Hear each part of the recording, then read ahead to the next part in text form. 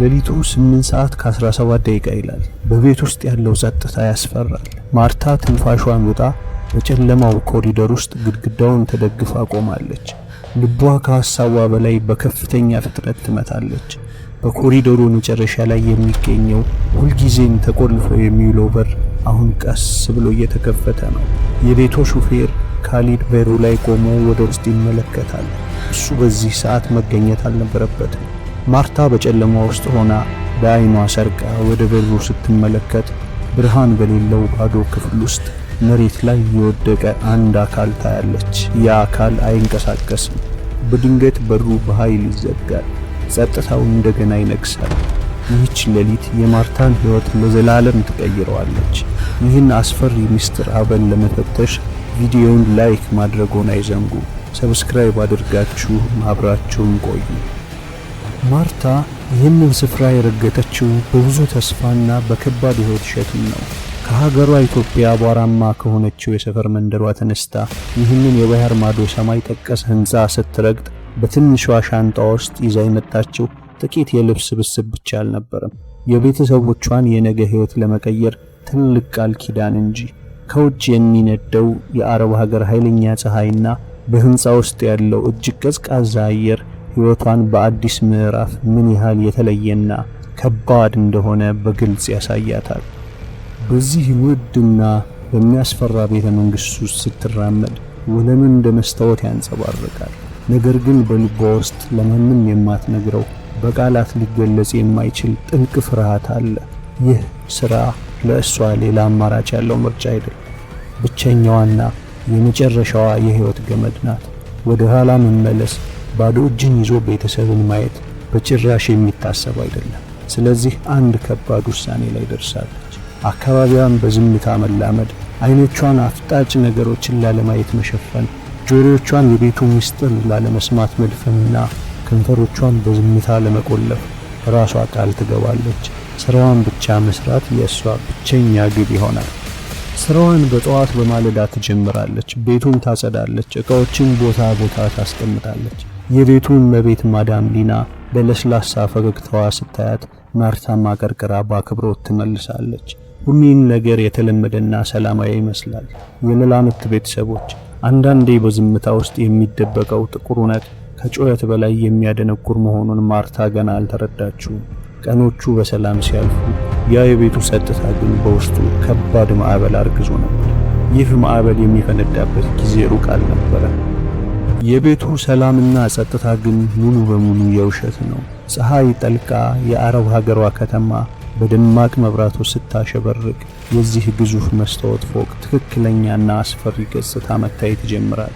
ቀሁንኑ ፀሐይ ሲያበራበት የነበረው የሚያብረቀርቅ ወለል ማታ ወደ ቀዝቃዛና ዘግናኝ ጨለማነት ይቀየራል።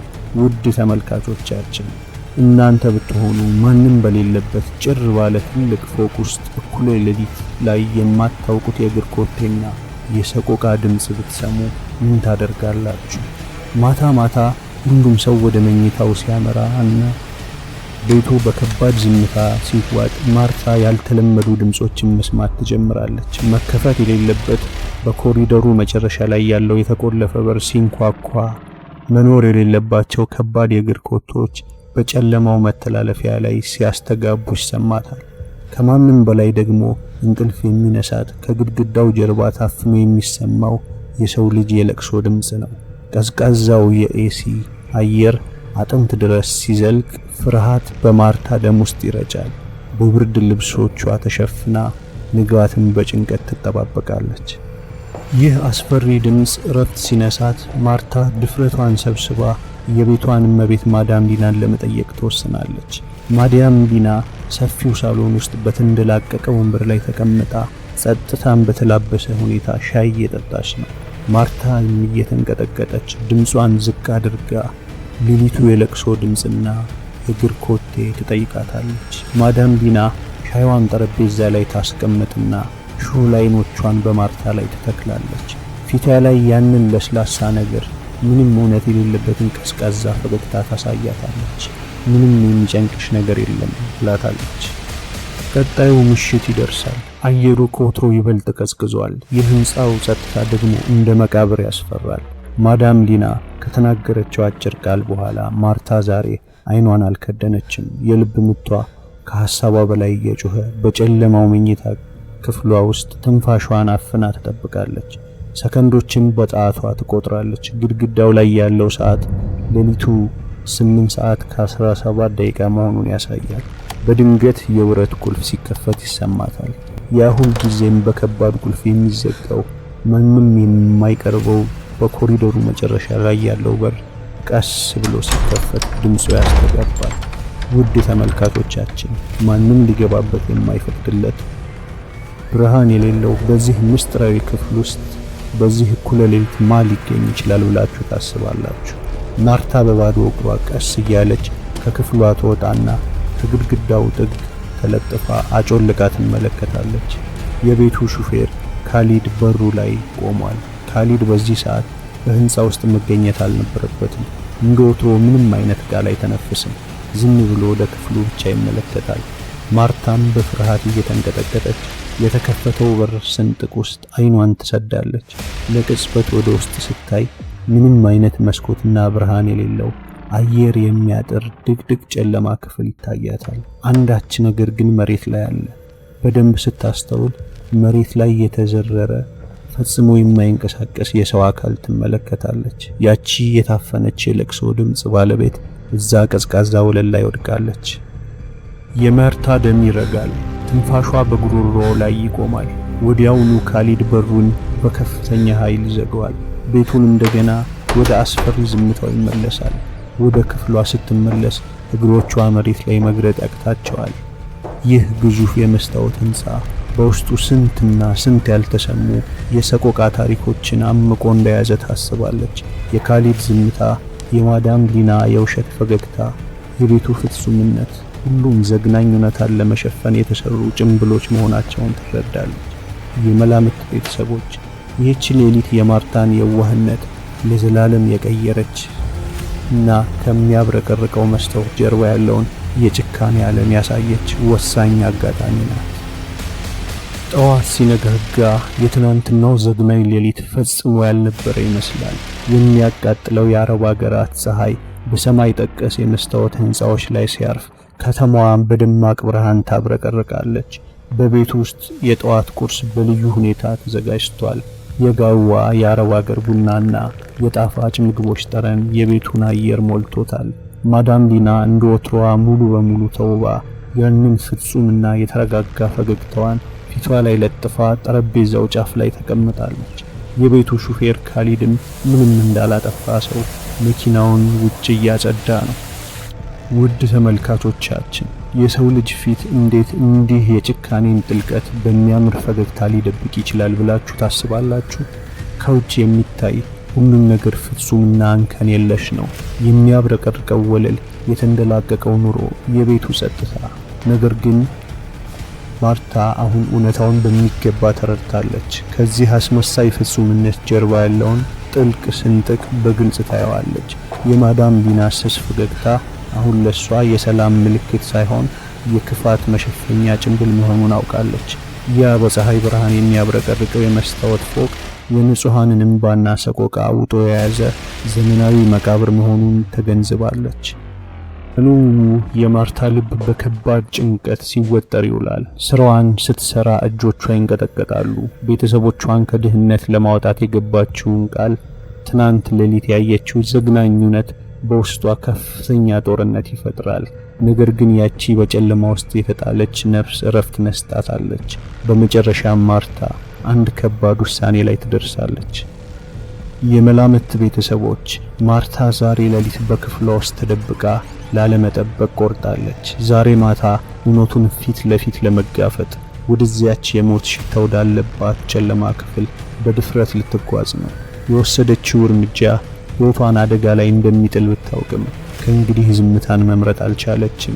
የሚያስፈራው የጨለማ ጉዞ አሁን ይጀምራል። እኩሌ ሌሊት ይሆናል። የህንጻው ማቀዝቀዣ ኤሲ ከሚያሰማው ዝቅተኛ ድምፅ ውጪ በቤት ውስጥ ሌላ ምንም አይሰማም። አየሩ ከመቼውም ጊዜ በላይ ከብዷል። ማርታ በጨለማው ኮሪደር ውስጥ ባባዶ እግሯ ምንም ኮቴ ሳታሰማ ቀስ እያለች ወደ በሩ ትጓዛለች። የልቧ ምት በደረቷ አጥንቷ ላይ ሲያመታ በግልጽ ይሰማል። የሚያብረቀርቀው የመስታወት ወለል እንደ ወረዶ ይቀዘቅዛል። ወደዚያ ማንም ወደማይቀርበው የኮሪደሩ መጨረሻ በር ስትደርስ እጆቿ በላብ ረጥበው ይንቀጠቀጣሉ። ቀዝቃዛውን የብረት መክፈቻ ይዛ ቀስ ብላ ወደ ታች ትጫነዋለች። ያልታሰበ ነገር ይፈጠራል። በሩ አልተቆለፈም። ወደ ውስጥ ገፋ ስታደርገው ከባድና አፍኖ የሚገድል ቀዝቃዛ አየር ከመጥፍሮ የሻገተ ጠረን ጋር ፊቷን ይመታታል። ውድ ተመልካቾቻችን፣ በዚያ ድቅድቅ ጨለማ ውስጥ ማርታ ያየችው ነገር የሰው ልጅ ጭካኔ ምን ያህል የጠለቀ እንደሆነ የሚያሳይ ነበር። ከኮሪደሩ በሚገባው ደብዛዛ ብርሃን መሬት ላይ የተጠቀለለውን አካል ትመለከታለች። አካሉ በድን አይደለም፣ በሕይወት አለ። በትንሹ ይንቀሳቀሳል። ማርታ ትንፋሿን ውጣ በጉልበቷ ተንበርክካ ወደ ሰውየው ጠጋ ስትል የደረቁና የገረጡ አይኖች ቀስ ብለው ይከፈታሉ። ያ መሬት ላይ የወደቀው አካል ልክ እንደሷ ቤተሰቦቿን ለመቀየር ተስፋ ሰንቃ የመጣች ሌላኛዋ ኢትዮጵያዊት ወጣት ነበር። ከንፈሮቿ በጭንቅ ይንቀሳቀሳሉ። በከባድና በደከመ ድምፅ እባክሽ አድኝኝ የሚል ስባሪ ቃል ይወጣታል። የመላምት ቤተሰቦች። ማርታ ይህንን ስትሰማ በድንጋጤ ትገተራለች። እውነታውን ከጠበቀችው በላይ እጅግ ዘግናኝ ሆኖ ታገኘዋለች። ነገር ግን ይህ አስደንጋጭ ምስጢር እያየች ሳለ ከጀርባዋ ያልጠበቀችው ነገር ይከሰታል።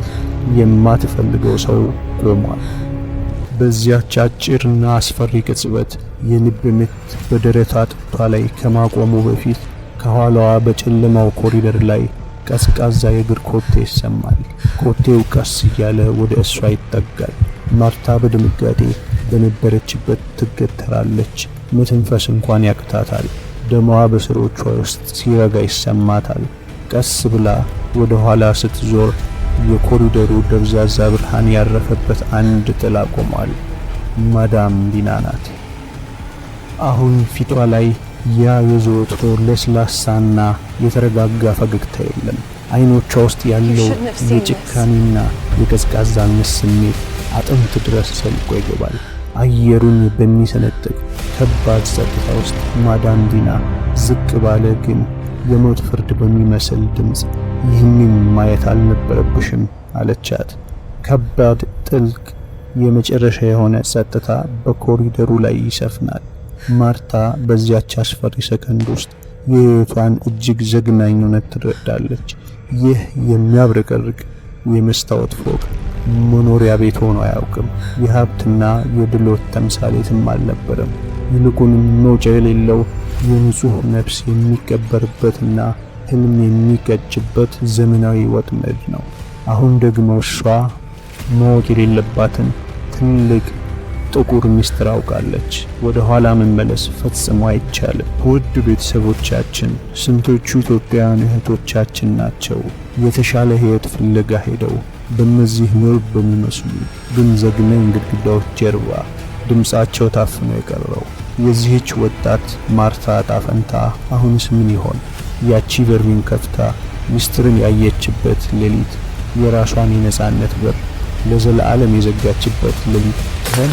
ወይስ በቀጠለው ምሽት በዛው ጨለማ ክፍል ውስጥ ከግድግዳው ጀርባ ታፍኖ የሚሰማው አዲሱ የእሷ የሰቆቃ ድምፅ ይሆናል? እስካሁን ያልተነገሩ በጨለማ የተሸፈኑ የዓለማችን ጥልቅ ሚስጥሮች ይዘን እስክንመለስ የመላምት ቤተሰብ በመሆን ከእኛ ጋር ይቆዩ።